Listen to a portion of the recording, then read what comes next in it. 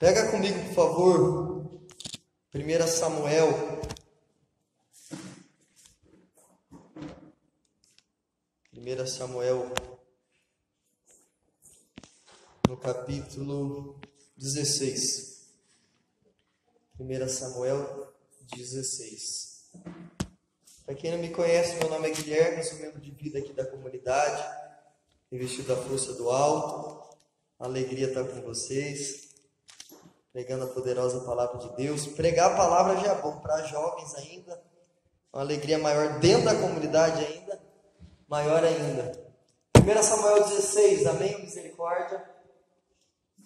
Amém? Amém? Amém? Vamos lá. O Senhor disse-lhe, versículo 1: Até quando chorarás tu, Saul, tendo o eu rejeitado da realeza de Israel? Enche o teu corno de óleo, vai, envio-te a Jessé de Belém, porque escolhi um,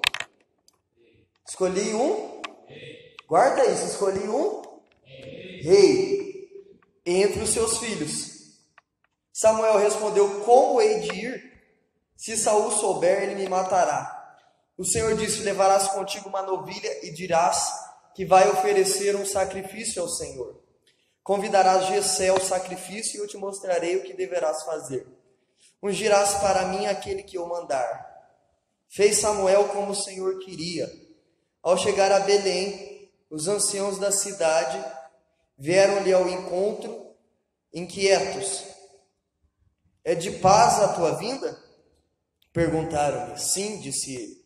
Venho oferecer um sacrifício ao Senhor. Purificai-vos para a cerimônia. Ele mesmo purificou Jessé e seus filhos e os convidou ao sacrifício. Logo que entraram, Samuel viu Eliabe e pensou: certamente é esse o ungido do Senhor. Mas o Senhor disse-lhe: não te deixes impressionar pelo seu belo aspecto, nem pela sua alta estatura, porque eu o rejeitei. O que o homem vê não é o que importa. O homem vê a face, mas o Senhor olha o coração. Jessé chamou o outro irmão, Abinadab, e fê-lo passar diante de Samuel. Não é tampouco este, pensou Samuel, que o Senhor escolheu. Jessé fez passar Osama. Não é ainda este que escolheu o Senhor, pensou Samuel.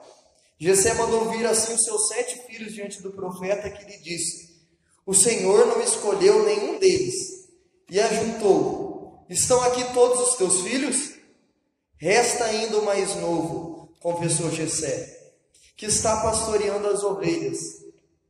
Samuel ordenou a Jessé: manda buscá-lo, pois não nos poremos à mesa antes que ele esteja aqui. E Jessé mandou buscá-lo. Ele era louro, de belos olhos e de formosa aparência. O Senhor disse: vamos, unge-o, é ele. Samuel tomou o corno de óleo e ungiu no meio dos seus irmãos. E a partir daquele momento, o Espírito do Senhor apoderou-se de Davi. Samuel, porém, retomou o caminho de Ramá. Versículo 14. O Espírito do Senhor retirou-se de Saul e o espírito mau veio sobre ele, um demônio, enviado pelo Senhor. Os homens de Saul disseram: eis que o mau Espírito de Deus veio sobre ti. Que nosso Senhor ordene, e teus servos aqui presentes procurarão um homem que saiba tocar harpa. E quando o mau Espírito de Deus estiver sobre ti, ele tocará o instrumento para acalmar-te. Está bem, respondeu Saul. Procurai-me um bom músico. Procurai-me um bom músico e trazei-me. Um dos servos declarou: conheço um filho de Jessé. Cadê? Sumiu da minha vista aí. 18. Um dos servos declarou: conheço um filho de Jessé de Belém que sabe tocar muito bem. É valente e forte, fala bem, tem um belo rosto e o Senhor está com ele.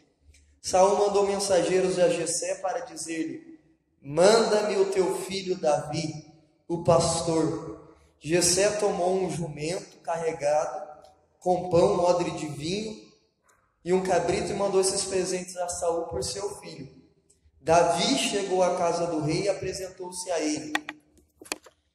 Saul afeiçoou-se a Davi e o fez seu escudeiro. Mandou então dizer a Jessé: peço-te que deixes Davi a meu serviço, porque ele me é simpático. E sempre que o Espírito de Deus acometia o rei, Davi tomava a harpa, tocava, Saul acalmava-se, sentia-se aliviado e o espírito mau o deixava. Palavra do Senhor.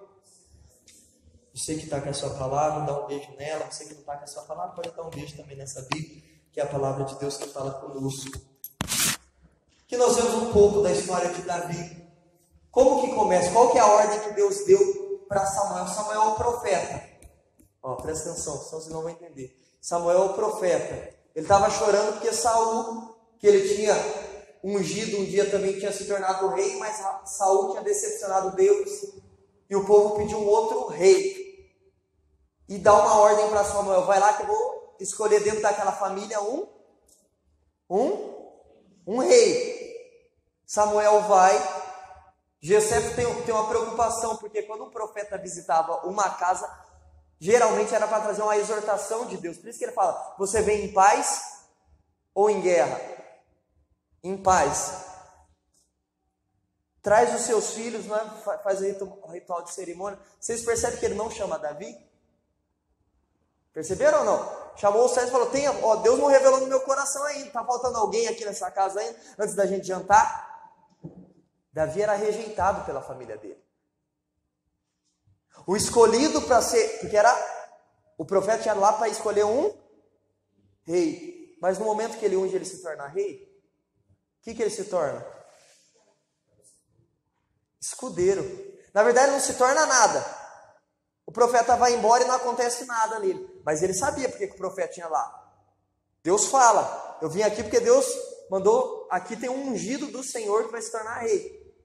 Só que não acontece isso no momento exato. Passa um tempo, o demônio se manifesta em Saul, porque ele deu brecha. Vão chamar o homem para tocar harpa.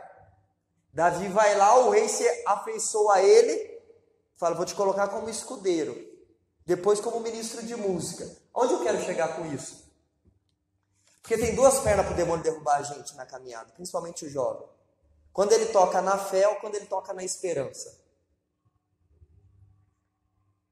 Quero que vocês peguem comigo Efésios, só para me provar isso na palavra para vocês. Lá na frente, Efésios. Efésios 2.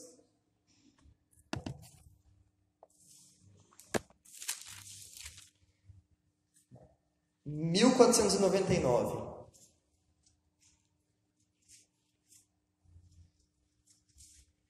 Vamos pegar do 11. 1499. Deixa aí segurado aí no Samuel, que nós vamos voltar lá. Coloca uma caneta, uma coisa aí. Efésios 2:11. Lembrai-vos, pois, que de outrora vós gentios por nascimento, que sois chamados incircuncisos por aqueles que se dizem circuncidados, os que levam na carne a circuncisão feita por mãos humanas. Presta atenção agora, versículo 12. Lembrai-vos de que naquele tempo, que tempo? Lá atrás, no Antigo Testamento, estáveis sem Cristo, sem direito da cidadania em Israel, alheios às alianças da promessa e sem Deus neste mundo. Agora, porém, graças a Jesus Cristo, vós que antes estáveis longe, vos tornastes presente pelo sangue de Cristo, porque Ele é a nossa paz, Ele que de dois povos fez um só, destruindo o muro de inimizade que os separava. O que quer dizer essa palavra? A pessoa sem Deus, ela não tem esperança. Existiu na igreja uma santa chamada Santa Baquita. Quem já ouviu falar de Santa Baquita? Levanta a mão. Negou, né? Já ouviu? Já ouviu, Graça? Quem foi Santa Baquita? Uma criança que com 8 anos, ela sai de perto da mãe dela para ir brincar.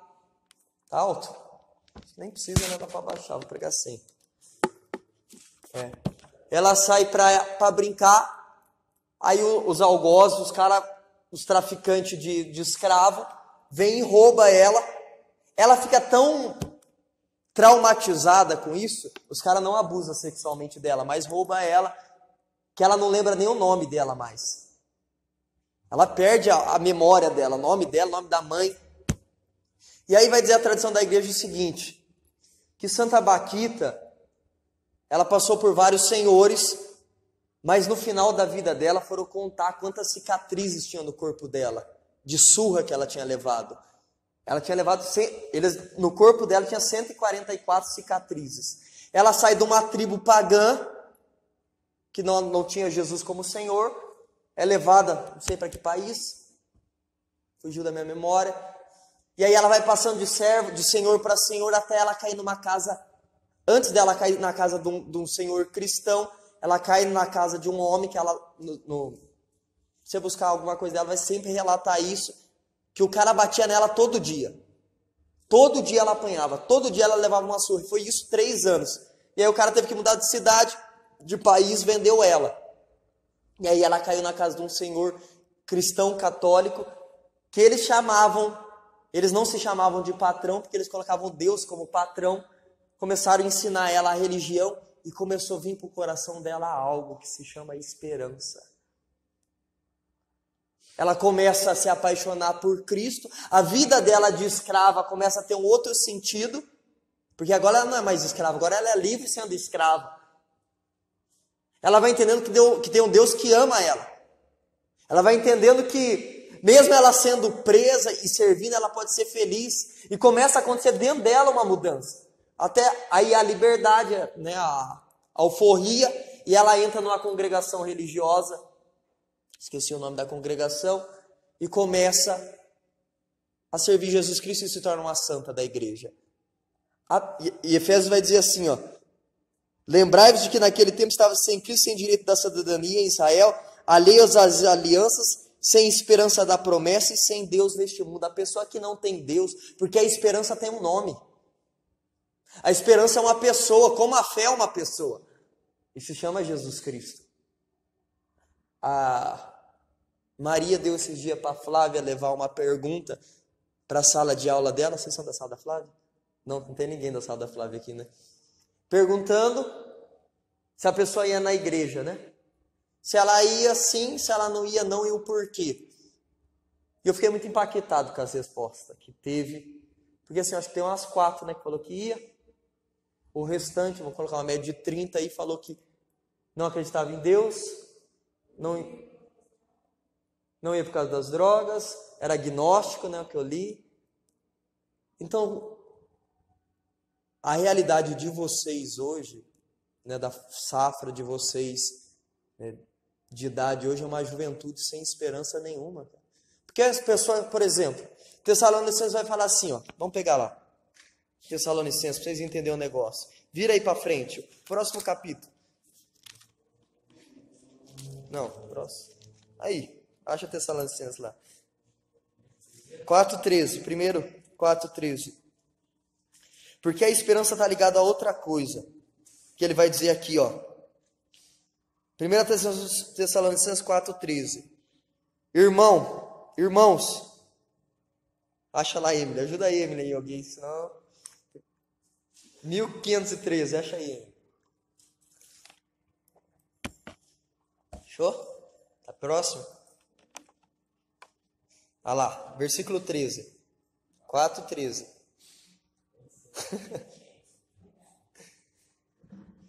Aí. Irmãos, não queremos que ignoreis coisa alguma a respeito dos...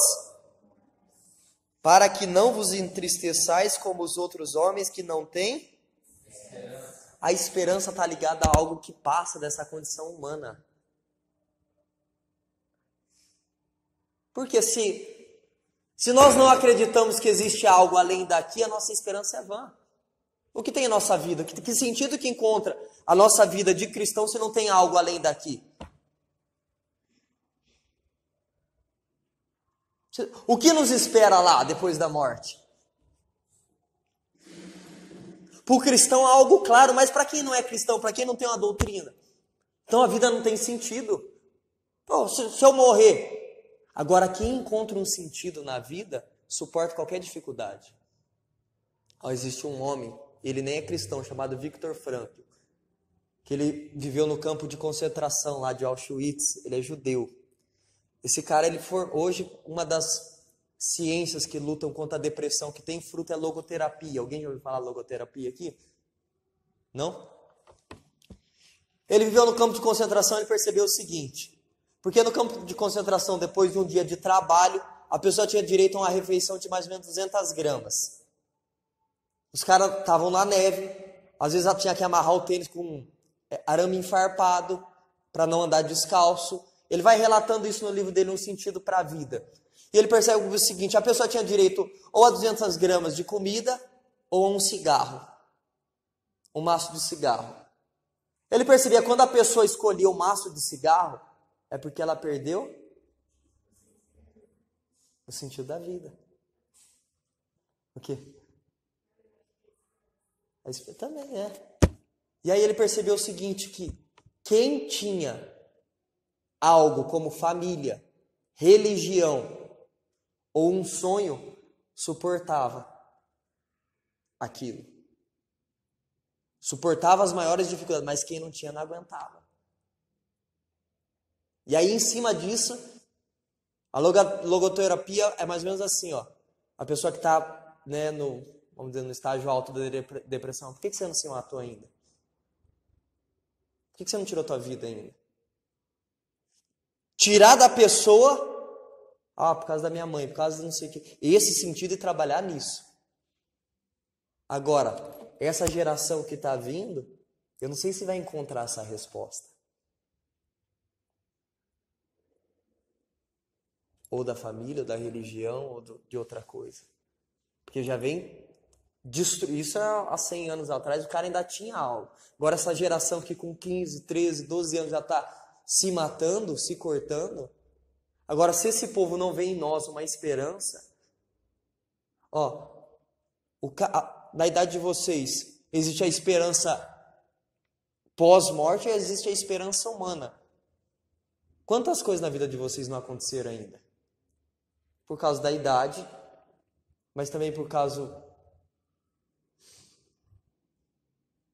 Por exemplo, a pessoa quando ela vem para o caminho de Deus, ela tem algumas esperanças.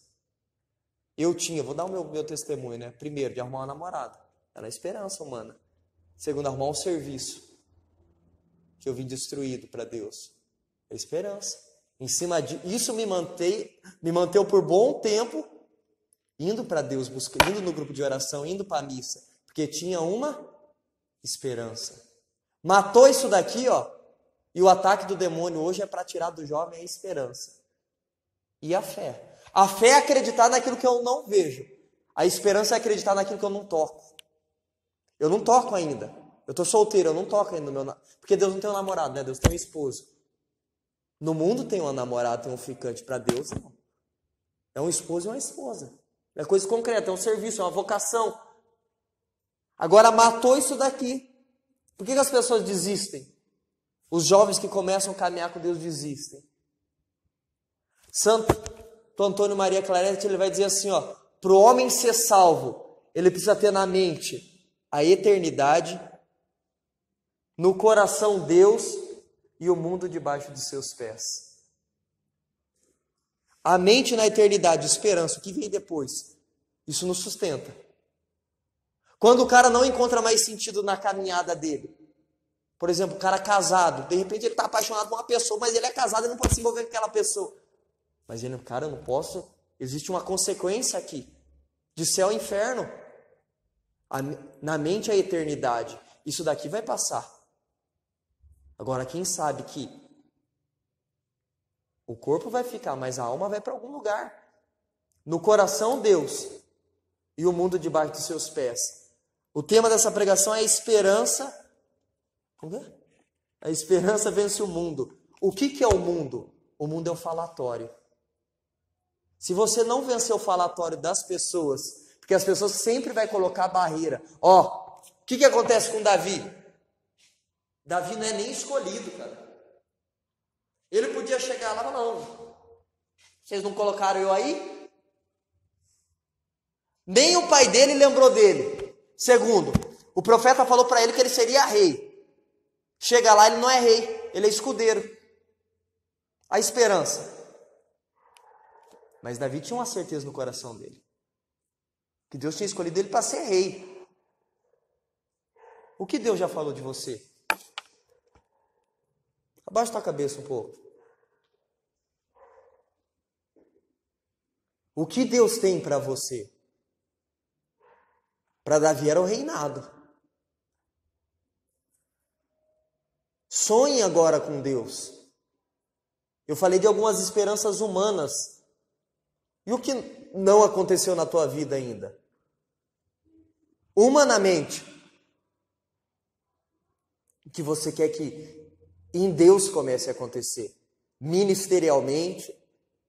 Tem pessoas que sonham em pregar, em cantar, em gravar CD. É sonhos, cara. Se isso é sério para você, Deus leva a sério. Tem pessoas que têm sonhos profissionais, vocacionais, familiares. Eu sonho em ver minha mãe voltando para a igreja, minha mãe vindo para a igreja católica, meu pai se convertendo. Na tua família, o que você sonha? Dos teus pais, dos teus irmãos, dos teus próximos. Deixa Deus ir renovando a tua esperança. Porque é um processo para a concretização.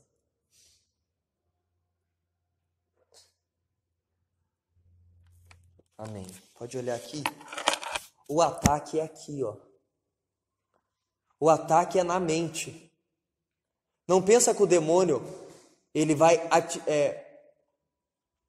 te visitar em outro lugar que não seja na tua cabeça.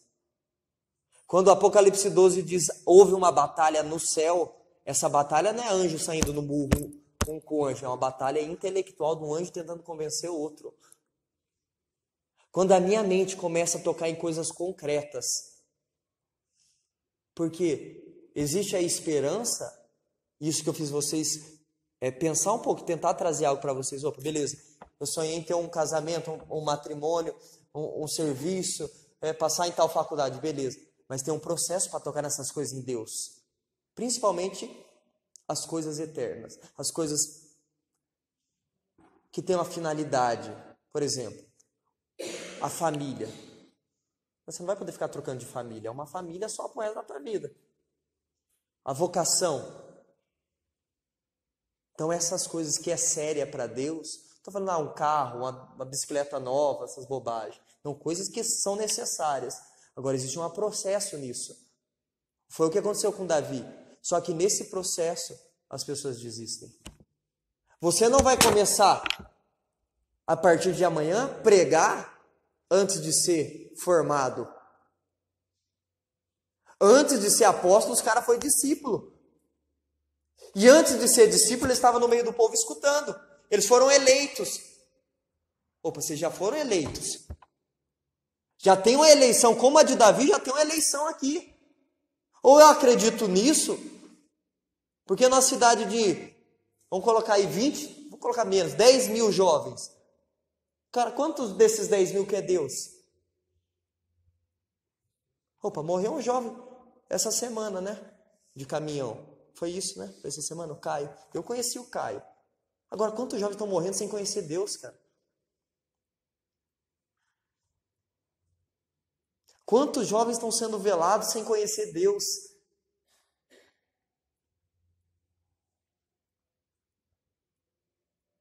Agora, faltou oportunidade, o que aconteceu, eu não sei. Agora, vocês estão aqui, tendo a oportunidade de conhecer e experimentar Deus. Você acha que o demônio está feliz com isso? Um dia São Bento, ele foi para uma cidade, e ele viu na cidade aquele silêncio, tinha um demônio só sentado assim na praça, e ele entrou no mosteiro, estava cheio de demônio, os monges passando aquela montoeira de demônio em cima deles, e ele perguntou para o demônio, por que lá na cidade tem só um e aqui no mosteiro tem um monte? Ele falou, porque lá eles já são meus. A luta é para tirar quem está se aproximando, não é para quem está lá. Olha o que Apocalipse 22 fala. Pega lá comigo. Lá no final.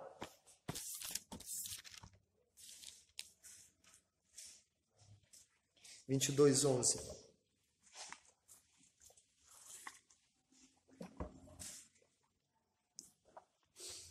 Apocalipse 22, 11.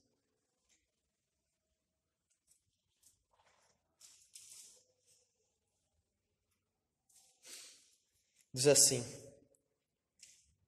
o injusto faça ainda injustiças, o impuro pratique impurezas, mas o justo faça justiça, e o santo santifique-se ainda mais. Eis que venho em breve, e a minha recompensa está comigo, para dar a cada um conforme as suas.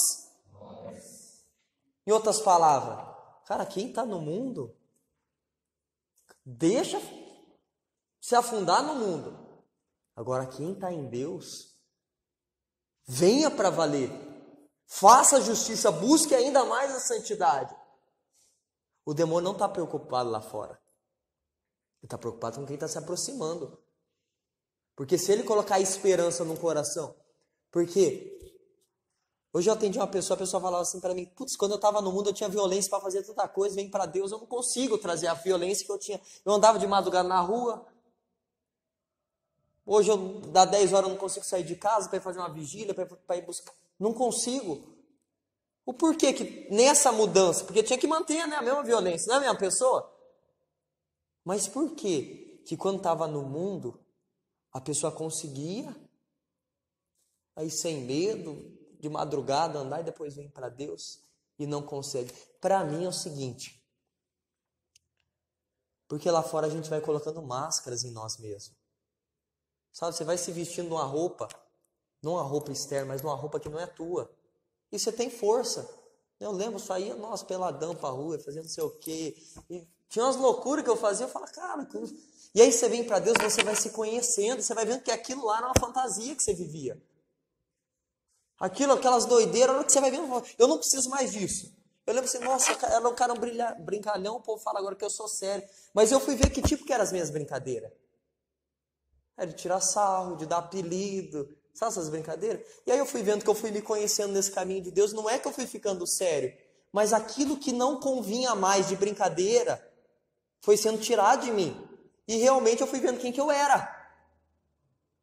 Às vezes as pessoas estranham essa mudança, mas não é uma mudança. É que vai sendo colocada tanta coisa em cima da gente lá fora, e a gente acha que é essa caricatura.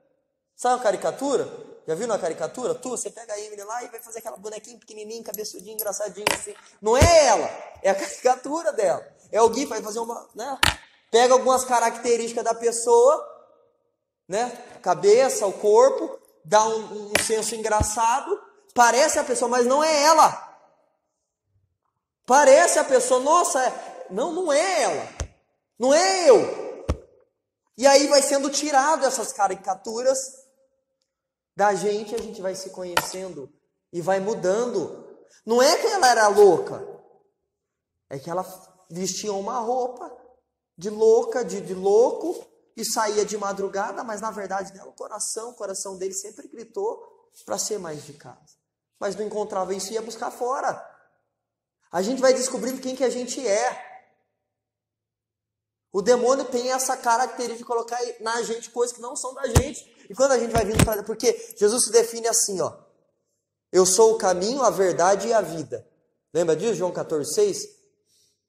Quando eu me aproximo desse caminho, Deus vai revelando para mim a minha verdade. O problema é o seguinte.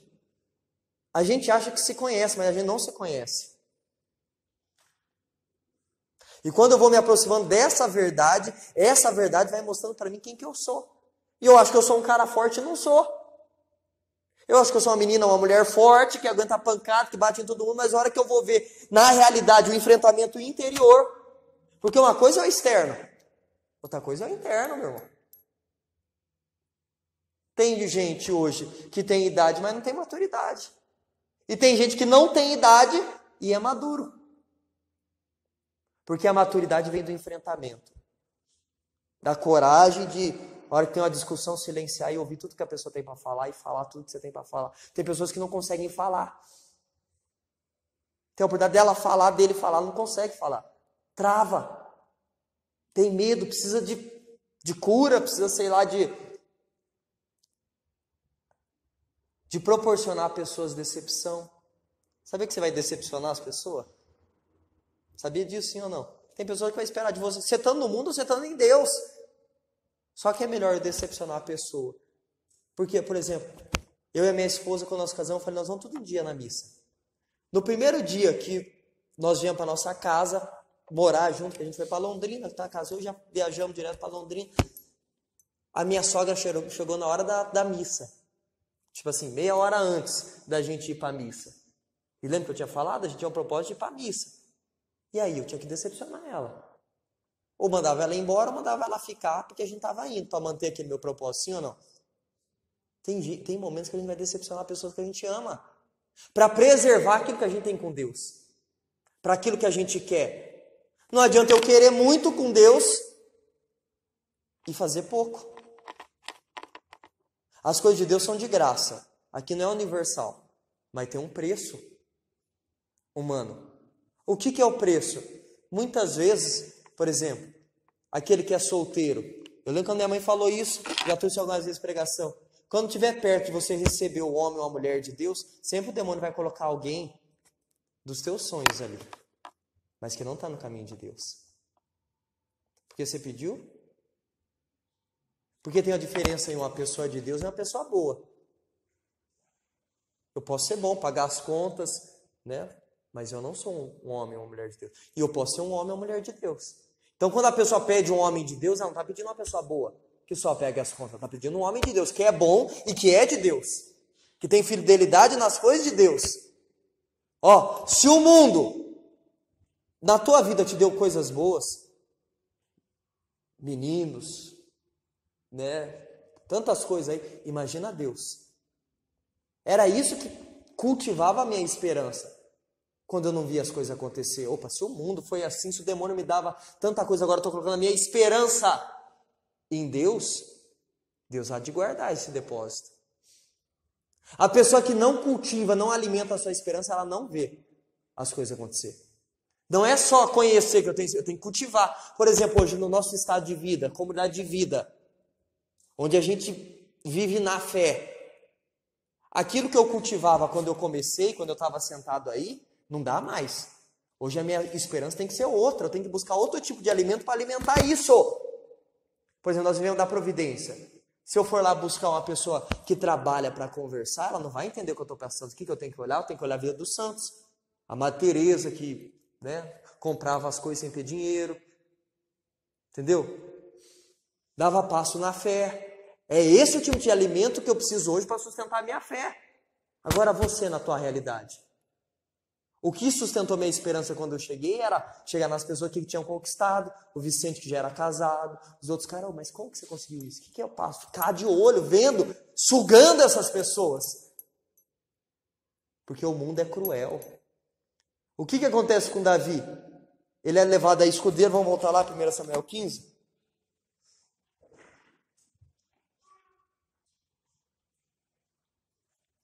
Quem está aí de criança?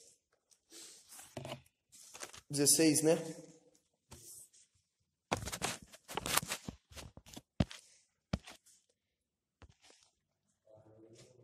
Pega no 17. 1 Samuel 17.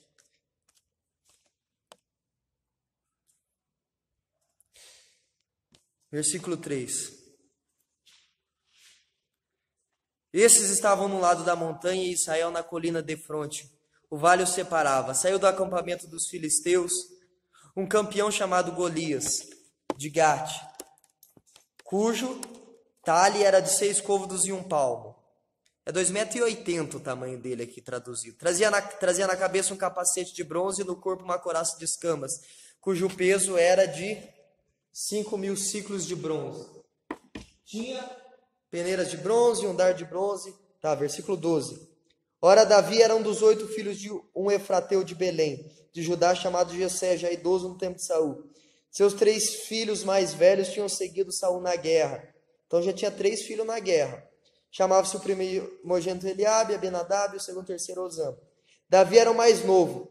Os 3 mais velhos estavam com Saul. E Davi, ora ia ao acampamento de Saul, ora voltava para apacentar o rebanho de seu pai em Belém. O filisteu aproximava-se pela manhã e pela tarde, e isso por 40 dias seguidos. Um dia, disse Jessé ao seu filho Davi: toma para teus irmãos um efá de grão torrado e estes 10 pães, e apressa-te a levá-los aos teus irmãos no acampamento. Entrega estes 10 queijos ao chefe dos 1000, informa-te se teus irmãos vão bem e traze algo da sua parte como prova. Eles estavam com Saul e todos os homens de Israel no vale do Terebinto em guerra com os filisteus. No dia seguinte pela manhã, Davi, confiando o rebanho a um pastor, tomou sua bagagem e partiu, como lhe ordenara Jessé. Chegou ao acampamento no momento em que saía o exército para a batalha, levantando o grito de guerra. Israel e os filisteus puseram-se em linha de combate, tropa contra tropa. Davi entregou sua carga ao guarda das bagagens e correu às fileiras para informar de seus irmãos. Enquanto lhes falava, eis que o campeão filisteu Golias de Gate avançou para fora das fileiras do seu exército, proferindo o mesmo desafio como nos dias precedentes, de modo que Davi podia ouvi-lo. Todo Israel recuava à vista do homem, tremendo de medo. Vedes, diziam eles, esse homem que avança, ele vem insultar Israel. Aquele que o matar, o rei o cumulará de favores, lhe dará sua filha, o prêmio para quem matasse esse homem. Aquele que o matar, o rei o cumulará de favores, lhe dará sua filha, e isentará de impostos em Israel a casa de seu pai. Davi perguntou aos que estavam perto dele: que será feito àquele que ferir esse filisteu e tirar o opróbrio que pesa sobre Israel? E quem é esse filisteu incircunciso para insultar desse modo o exército do Deus vivo? E deram-lhe a mesma resposta: isto será feito a quem o ferir. Eliabe, seu irmão mais velho, ouvindo-o falar assim, colorizou-se. Porque viestes aqui? Com quem deixaste tuas ovelhas no deserto? Conheço a tua pretensão e a tua má índole. O demônio sempre vai tentar abafar a tua entrega. Foi para ver a batalha que viestes? Que fiz eu de mal? Disse Davi. Nada mais fiz que uma simples pergunta. E afastou-se de seu irmão, indo perguntar a outros, dos quais obteve sempre as mesmas respostas. O mundo não vai entender quando você vir para Deus. O mundo não vai entender. Nem as pessoas da tua família vão entender. Quando você vem para valer para Deus. Você viu que ele começou a perguntar, os caras não queriam. E tentaram abafar. Pode ser que você tenha uma graça aí de ter alguém da tua família que te apoie. Mas na maioria das vezes, aqueles que nos deveriam apoiar, não apoiam. Principalmente quando você não faz mais parte daquilo que você fazia. Por exemplo, meu pai mora em Maringá, né? Quando eu voltei do Rio de Janeiro, meu pai viu muito eu nessa pira de funk, sabe? Esses negócios de pá. E aí quando meu pai viu eu mudando, ele ficava, mas você não gosta mais de funk? No meu noivado ele ficava, putz, mas você não bebe mais? Ah, mas você não faz mais isso? Ah, mas você não sei mais de quê? Não precisa de tanto. Foi o que eles falaram para ele, não precisa de tanto. Não precisa abandonar isso. Não precisa, não precisa, não precisa. Só que, quando Deus pede para você deixar algo, é porque aquilo vai te matar. Lá na frente, eu era apegado no pagode. Eu falei, eu nunca vou deixar de ouvir pagode na minha vida. Mesmo indo com Deus. E aí um dia Deus falou no meu coração, essas músicas te lembram do teu passado. Não é que a música era pecado, é que a música lembrava eu da vida velha. E se eu estava querendo um caminho novo, é a mesma coisa você está doente e você tomar um remédio que faz o efeito contrário. Você tem que tomar o remédio certo, não é? Agora você toma um remédio que faz o efeito contrário, que vai piorar. Eu sei daquilo. E aí é cada um olhar para dentro de si. Quando Deus traz agora isso aqui, ó, vai te lembrar, se realmente há no coração da pessoa isso. Se realmente há o desejo de ver Deus acontecendo, a vontade de Deus acontecendo na sua vida. O demônio vem com essa conversa, não precisa de tanto. Porque ele sabe que se você tirar isso, esse veneno, a tua caminhada vai prosperar. Versículo 34. Davi respondeu a Saul: quando o teu servo apacentava as ovelhas do seu pai, e vinha um leão ou um urso roubar uma ovelha do rebanho, eu o perseguia e o matava, tirando-lhe a ovelha da boca. E se ele se levantava contra mim, agarrava-o pela goela e estrangulava-o. Assim como o teu servo matou o leão e o urso, assim fará ele a esse filisteu incircunciso que insultou os exércitos do Deus vivo. O Senhor acrescentou: que me salvou das garras do leão e do urso, me salvará também das mãos desse filisteu. Vai, disse Saul a Davi, e que o Senhor esteja contigo. O que quer dizer isso daqui, ó? Desde a infância de Davi, porque desde a tua concepção, se você tem um chamado, Deus já está trabalhando em você. Desde os sofrimentos, das graças, das percas, daquilo que você não entende, Deus já está trabalhando na vocação que ele tinha. Davi era o quê antes de ser rei? Pastor. E ele defendia suas ovelhas a ponto de matar um urso e um leão. É isso que está na Bíblia? Mas isso era porque Deus já tinha em vista a vocação de Davi para defender o povo. Por exemplo, quem tem medo do demônio, que não gosta de ouvir esse nome, demônio, começa a falar de manifestação, não gosta, levanta a mão. Tem alguém que não gosta? Tem pessoa que não gosta, né? Não gosta, né? Não gosta, né, Mara? Tem pessoas...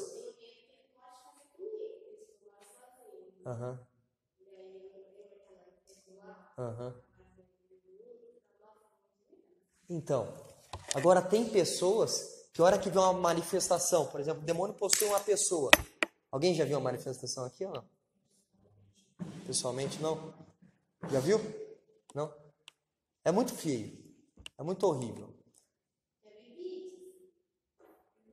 Tem pessoas que, mesmo sem, por exemplo, chegou num dia, aconteceu ali, a pessoa mesmo ela não tendo, ela vai para cima. Ela não fica com medo. Tem pessoas que já são vocacionadas a isso, esse tipo de batalha. Tem aqueles que não vão tocar jamais nisso. Mas tem aqueles...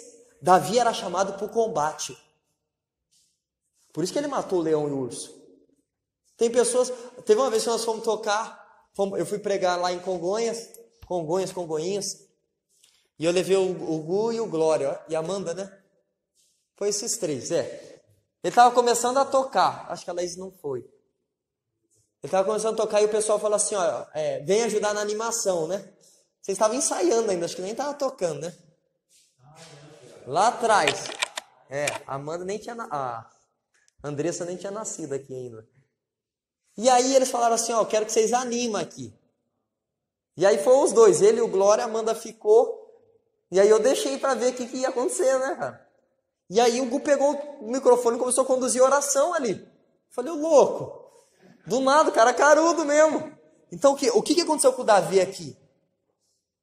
Deus já tinha um chamado, São Bernardo, eu sempre falo isso, né? São Bernardo, ele diz que da maneira da criança mexer no ventre e a maneira da mãe tratar, o demônio já percebe se ele tem uma vocação. Quando Davi na infância, vai dizer que ele tem 14 anos quando ele mata o urso e o leão. Com 14 anos, Deus já via ele como homem de Deus. Na tua vida, se Deus tem um chamado para você espiritual, aquilo que aconteceu de tristeza, de fracasso, de perda, de rejeição, tudo aquilo é para formar o teu caráter. E tudo aquilo também é o demônio tocando na tua vida, impedindo que a graça de Deus chegue. Porque o demônio vai fazer de tudo para que o querer de Deus não aconteça na tua vida. De tudo! Porque ele sabe que uma pessoa que vem para Deus, ele faz um estrago no inferno. Imagina um jovem, então, que não tem medo. Isso que eu falo, eu sempre trago isso, né? De que trazer a violência que tinha no mundo para Deus. Porque isso foi meu impulso para ficar com Deus. Por exemplo, quem gosta muito de festa, bagunça, os caras começavam a cantar e eu ficava meio com vergonha. Quando você chega a primeira vez, o cara levanta o braço e não sei o quê. Até não tem que dar uma segurada nisso, né? Não tá muito levanta o braço e fecha os olhos. Mas eu falava, putz, pro mundo eu não tinha vergonha, cara. E isso era a frase que me motivava a não ficar com os braços fechados. Com o mundo eu não tinha vergonha de levantar os braços. Agora, com o mundo eu não tinha vergonha de experimentar as coisas. Agora eu vou ficar com medo e vergonha de experimentar as coisas de Deus? Foi as coisas que foi me motivando a me afundar em Deus. As palavras que Deus foi trazendo para o meu coração. Agora, para você tem que aprender a trazer essas coisas para você também. Os caras tentou abafar Davi. Colocar, jogar, sabe os bombeiros da fé? Os bombeiros da fé que é tipo de pessoa que quando vê você progredir, você dando passo em Deus, as pessoas chegam para você, mas não precisa disso. Não precisa mudar a tua roupa, não precisa parar de escutar música, não precisa, você pode ser, Deus te ama do jeito que você é. Deus te ama do jeito que você é. Por dentro, cara. Opa. Se eu sou causa de queda para o meu irmão, a pergunta é o seguinte, isso que eu estou fazendo agrada a Deus? É a grande pergunta. Você vai falar, eu não preciso mudar por fora. Essa roupa que eu estou vestindo, Nossa Senhora vestia? É a pergunta. Matou, então. Se não vestia, ou para esse tipo de bebida, esse tipo de festa, esse tipo de lugar, Jesus ia. Essa resposta cada um tem que encontrar. Quando a pessoa aprende a assumir a consequência do seu sim, porque eu nunca vi, nesses 10 anos de caminhada que eu estou, pessoas poder testemunhar o que Deus fez, tendo uma entrega frouxa para Deus. Aquilo que nós vimos em Apocalipse 22, 11. Para testemunhar tem que se afundar. Eu quero poder dar um testemunho um dia que eu casei em Deus, que eu vivi isso aqui. Então, cara, você precisa entrar nessa linha. O que eu quero? Para a esperança vencer o mundo, eu tenho que alimentar ela. Quando eu estiver carente, porque eu fiquei 1 ano trancado sem namorada. O cara que saía com mulher casada, tinha relação sexual no meio da rua. Você ficar 1 ano sem mulher, velho? Deus te purificando, os teus amigos chegando para você e falando que você está sozinho ainda. Vão pro pagode, vão voltar. E o demônio vai mostrando a conquista deles.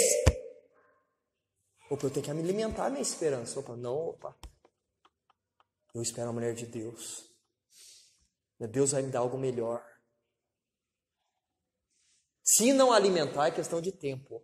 Porque o mundo é desleal. Nós vimos aqui com Davi, Os irmãos dele foi desleal com ele. Você está querendo se aparecer. Você não sai mais com a gente, cara. Você está rejeitando a gente.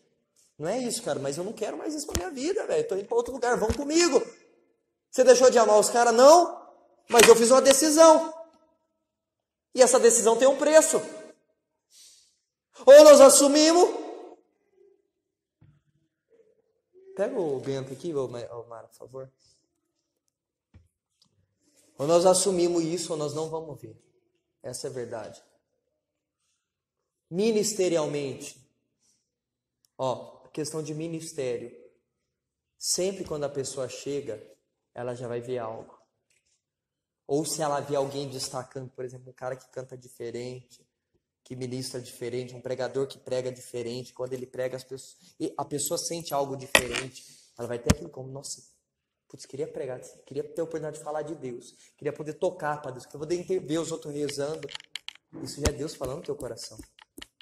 Só que existe pessoas que estão pregando, existe pessoas que estão pregando, existe pessoas que estão cantando, existe pessoas que estão cantando. Entendeu? E a gente faz a diferença porque paga um preço maior.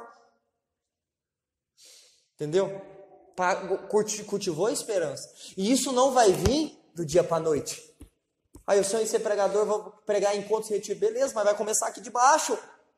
No fiel, no pouco. Eu não sonho com o ministério, mas eu sonho em ver as coisas acontecendo na minha vida. Lá no Cefet, o TFPS, você sabia que existe um setor da secretaria que é um dos mais acionados para atender os jovens frustrados com a vocação deles, que estão lá estudando? Nós tivemos aquele retiro, a Tainara falou isso, que ela estava nesse setor. Tem um nome lá, não sei como que é. Mas pessoas que estão lá, mas o que você está fazendo aqui? Eu não sei o que eu vim fazer aqui. O cara saiu lá do Ceará, E aí passou na faculdade, mas e aí, cara, por que você veio aqui? E aí são 4 anos longe de casa, tem um preço alto. Olha o que o jovem está fazendo. O que você sonha? Quem disse que a hora que termina o 2º grau, o jovem já tem que entrar na faculdade? Para a pessoa ter uma maturidade vocacional, no mínimo ela precisa de uns 35 anos. No mínimo. Se ela tiver domínio de 10 ciências, entre música, entre várias coisas. Aí vem uma pressão danada em cima do jovem que ele precisa sair do segundo grau e entrar na faculdade. Aí ele entra e ele não tem sentido na vocação dele. Ele começa a estudar algo que não motiva ele. Por que colocaram isso em nós? Por que estão colocando isso em vocês? Porque eu não sei questionar. Por exemplo, vou trazer uma questão polêmica aqui. A vacina. As vacinas aí. Quem já viu o que tem na vacina? Você pega um remédio, tem a descrição, né? Na vacina tem descrição? E nós não somos obrigados a tomar? Por quê? Por que não somos obrigados a tomar vacina? Porque o governo fala que é para isso, mas é. Estou fazendo vocês pensar.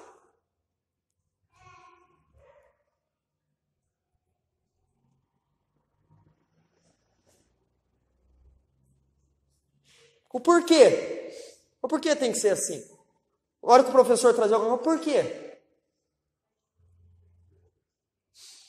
Nós temos que ser questionadores. Com Deus também. Mas por que isso não está acontecendo na minha vida? O porquê? Chamar Deus para a conversa. Porque senão seremos eternamente telespectadores. O que é o telespectador? Aquele que foi sentado assistindo, né? Você quer ser telespectador ou protagonista? Na tua história com Deus. Porque protagonista é quando você e Deus estão caminhando junto. Telespectador, eu sento e vejo as coisas acontecendo. Nossa, que bonito. Né? Os meus amigos falam, mas você está casado já, construiu casa, tirou carteira, está com carro, agora vocês estão vivendo da comunidade. Mas e você? Estou solteiro ainda, cara. Eu tenho 30 anos, os caras de 30 anos dá para contar no dedo. Um tem 4 filhos, um cada mulher.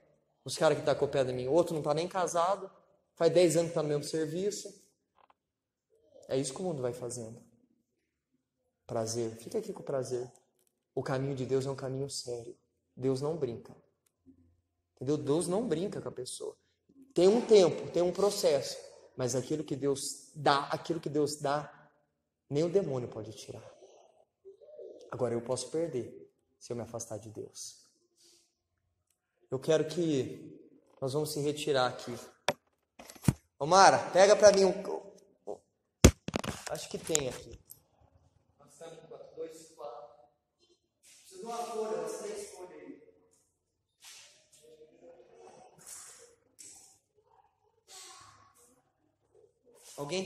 Ninguém tá com encadernado aí não, né? Quem não precisa de caneta? Quem precisa, pega aqui comigo, rapidão.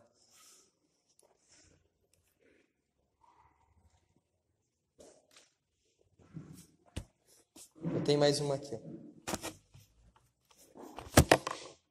Tem mais alguém com caneta sobrando? Não? Ó, nós vamos fazer 5 minutos de deserto. E você vai colocar nesse papel as tuas esperanças que foram mortas e que Deus está acendendo hoje. Seja qual for. A esperança que você traz no teu coração. Seja para você, de conquista tua, de mudança, de vitória. Não vai precisar entregar para mim. Né? É seu particular. Mas a tua esperança, o que o demônio já tocou da tua esperança. Pega comigo, por favor, 1 Samuel.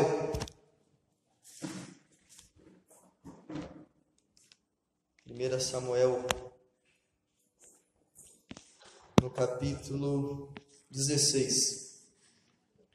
1 Samuel 16. Para quem não me conhece,